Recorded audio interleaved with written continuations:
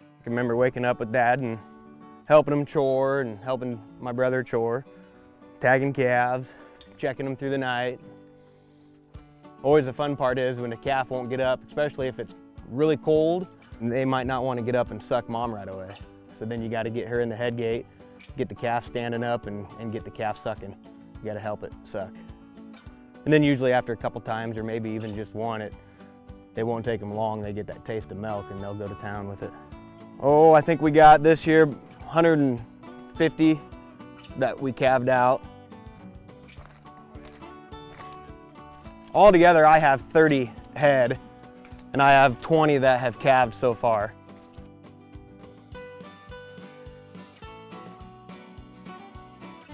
Kind of pushing up against something.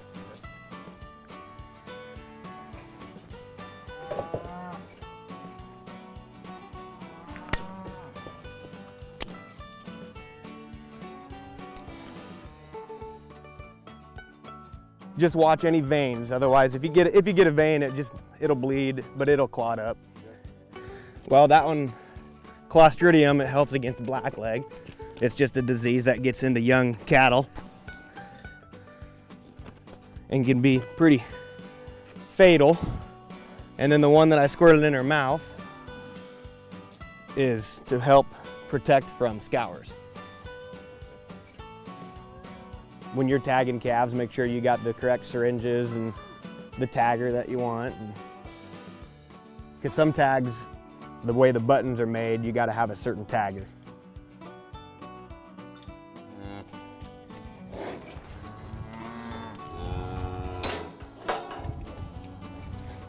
Then of course everyone else is all concerned. See whose calf it is. I started calving I think the first one was born the 24th of January. That red one right there. I was surprised when he come out red. Her grandma was probably red Simmental, red Angus or something. She had some red in her background, and then depending on what bull she was bred to. Cow could just lay down and push her calf out right into the water, and that calf wouldn't be able to get up, and it could drown or just get chilled and die. And there's a lot of times you gotta go pull a calf. If the calf's too big, she can't have it, and so they make a puller, you know, and chains, and you gotta get in there and put the chain around the calf's hooves and hook the puller up to it, or sometimes you can even just pull it out by hand. Every night I lock up these cows in these calving sheds, and since it's been nice out, I haven't been putting them inside the calving shed. I just bed down in front of it here, and then these four here are my next close ones. So tonight I'll just kick them in here, and in case they have a calf, they won't have it out here in the water. If it's cold out and that mom might not lick that calf off well enough, you'll have to bring it into the house, or like in some of our calving sheds, there's like tack rooms, we call them, and it's just too cold for them to even want to get up to suck. Bring them in here for 4 hours. 4 hours later, take them back out to the mom. Calf's, you know, feels a lot better. It's not so cold. Heck, usually right away, they just go sucking right away. Some medications and syringes and stuff in here. Tags, tagger, Draxxin.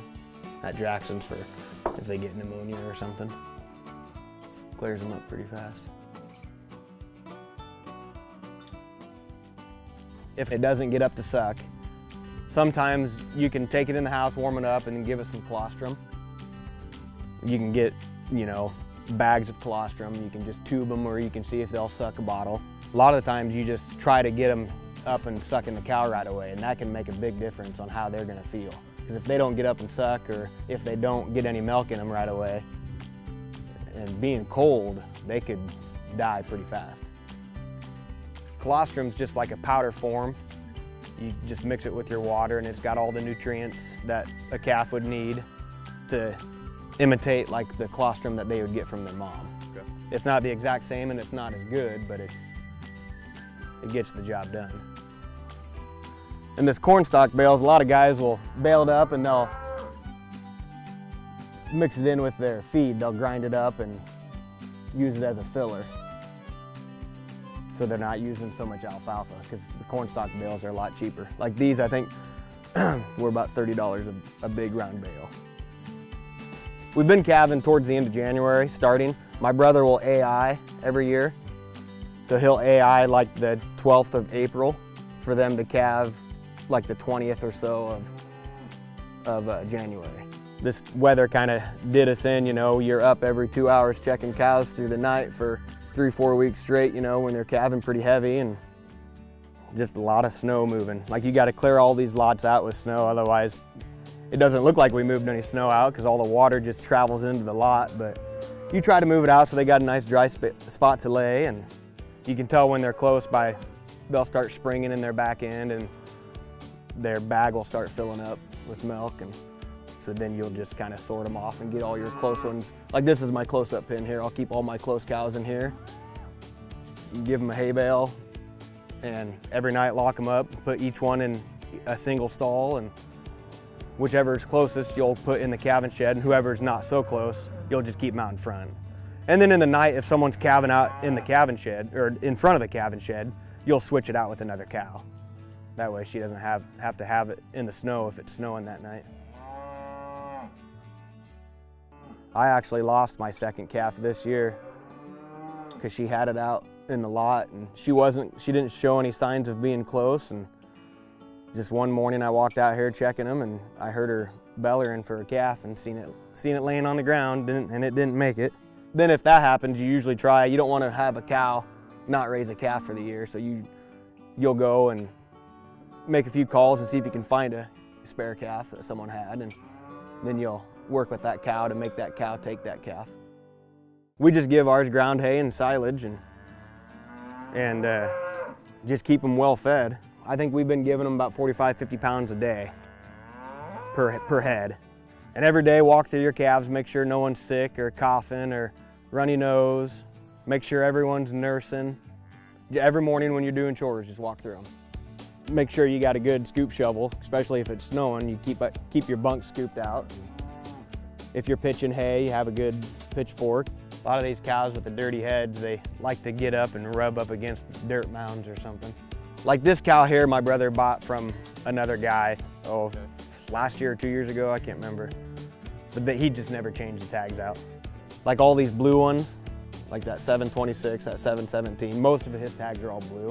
He's got a few cows that have red tags in them, but most of them are blue anymore. Just the cow's number, and he's got his name in the bottom of them, just like mine. My tags are green, and I got my name in the bottom of them. But then like that white tag in her right ear, that's the bull that they were AI'd to. So like that one right there, that 671 black granite. So that's the bull that she was bred to. When they're out in pasture, you just got your barbed wire fence that stays up year round, but this is just a quick way to make a big pen, or you know, you fence off a cornfield for them.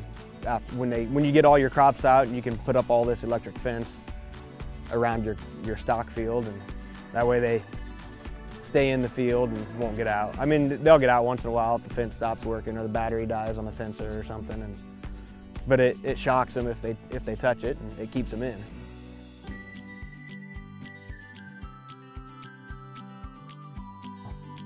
This heifer right here is my niece's show heifer. She doesn't know me as well as she knows my niece. My niece can come out here and just rub her belly.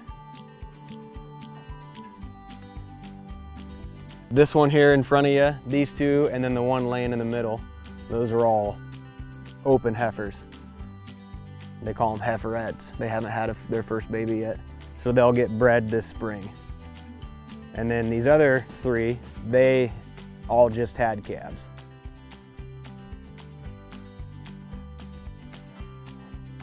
That heat collects on that corn stalk, and nice and warm in there for them. That's how they know whose is whose, by scent. See how his hooves are swollen? Jim thinks that they might have got froze, because he's probably 2-3 weeks old. And he was down on the bottom, but he just didn't act like he wanted to do too much. So we brought him up here and just kind of treated him a couple times, you know, gave him a shot of Draxxin to make him feel better. She was even born in the calving shed. There's just been a lot of really cold nights. You know, there's a couple nights here, it was, the actual real temperature was -22. That's pretty hard on calves. Can you imagine being born, you're, what, 100 degrees coming out of mom, and all of a sudden it's 22 below. This calving shed's been here for quite a while, but this year we just put up all these new fences, all new bunks. All these panels are brand new. And we swing this panel shut. That way she's got just this little alleyway right here. And then you pull this back, cow will go in there, and as she comes forward, she'll slam that shut. And then she can't come any farther, or she can't move anymore. And then we, just to help us out more and help the calf suck, we'll usually tie this around here.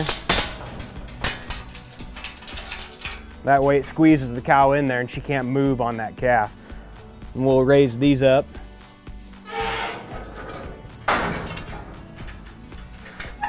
That way you can work with the cow, get the calf sucking on the udder.